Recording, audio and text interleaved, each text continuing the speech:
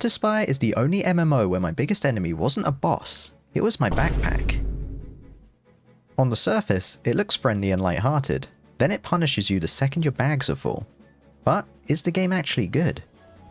Hi, I'm Haz. I've played MMOs long enough to know when something works well, and when it just makes no sense.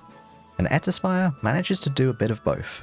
So let's take a tour through what this game does right, and the things that make me want to yell at my screen.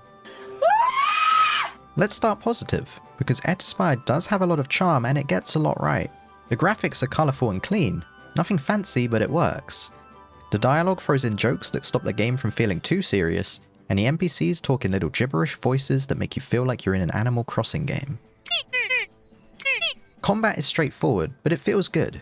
Each class gets different skills and weapons give different secondary attacks, so you can tweak your playstyle to whatever feels good for you. It's simple, but it's satisfying. And the community? Honestly, it's genuinely wholesome. People are always willing to help. A random player even gifted me some gear to use for when I reach higher levels. There are always players running around and chat is active, so the world feels alive. Also, when someone hits max level, the whole server floods with congratulations. It's a small touch, but it really makes you feel like you're part of something. Gear progression actually feels really solid. Monsters can drop equipment with different qualities and stats, and you can upgrade that gear using materials from drops or quest rewards. Every upgrade makes your gear stronger, and adds a little extra shine to it, which is always satisfying. Because nothing says fearsome warrior quite like looking like a walking disco ball.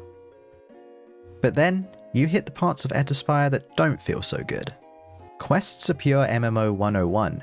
Fetch this, kill 10 monsters, then kill 10 more slightly angrier ones. It works, but it gets repetitive fast.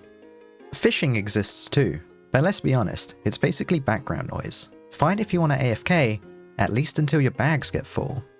And the world can feel a little cramped, probably because it started as a mobile game, but coming from PC MMOs, the zones feel tight. Not necessarily bad, it's just noticeable. The UI feels a bit clunky too. There's this massive side panel for quests, but during my playtime, it only ever showed 2 at a time. The main story and whatever side quest or hunt I was currently doing.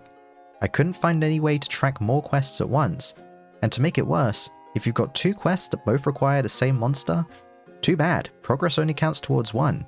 So you have to finish one quest before you can even make progress on the other. It's kind of annoying. Now let's talk about the elephant in the room. Monetization. Eterspire has loot boxes, but they're cosmetic only, and every drop you get is removed from the pool, so there's no pay to win there. The real issue is Infinite, a one-time purchase that gives you extra inventory and bank space, a small XP boost, extra teleport orbs, and more. On paper, that sounds harmless. But without it, you only get 30 inventory slots, and when those slots are full, well, the game literally stops giving you XP. Yep, you can swing a sword, kill monsters, but you gain 0 experience because your pockets are apparently too heavy. And if you want to get rid of this and play comfortably, well, you gotta pay up. Wild, right? So no, I wouldn't really call it pay to win, but I'd call it pay to enjoy comfortably, or at least pay not to spend half your time cleaning out bags. On the bright side, the constant back and forth quests mean you usually get a chance to sell your loot, though oftentimes that involves repeating dialogue before the option to open a store even pops up, but it's not a huge deal, it's just a little unnecessary. And if that wasn't enough, Eterspire has plenty of smaller quirks. Teleporting outside of town costs orbs, and you only start with 10. While you can find more in the world, running back and forth once you run out can get annoying. Selling items is also a bit clunky. You can't sell multiples of the same item, it's either one at a time or everything at once. Usually not a huge deal, but during a quest where I had to fish for sardines and kept reeling in silver sides instead, let's just say my patience wore thin as I sold them off one by one, just to avoid losing the fish I actually needed. And the weirdest thing, the random item trader once tried to sell me a weapon for the archer class. Sounds pretty normal, right? Except the archer class wasn't even in the game yet. It didn't affect me at all, and it was actually kinda cool to get a sneak peek at the future, but it was definitely strange. So where does all that leave Eterspire? Is it actually good? Overall, I'd say yeah, it's good for what it is. I had a blast playing. It's fun in bursts. Combat works well, the NPCs are charming, and the community is definitely a highlight. But the quality of life restrictions and paywalls do leave a sour taste. Not a deal breaker, but it definitely feels a little off, It's like the devs are doing everything they can to make you uncomfortable enough to pay for Infinite. Bruh. But that's just my opinion. If you're looking for a cozy MMO to try out, then it's definitely worth a try.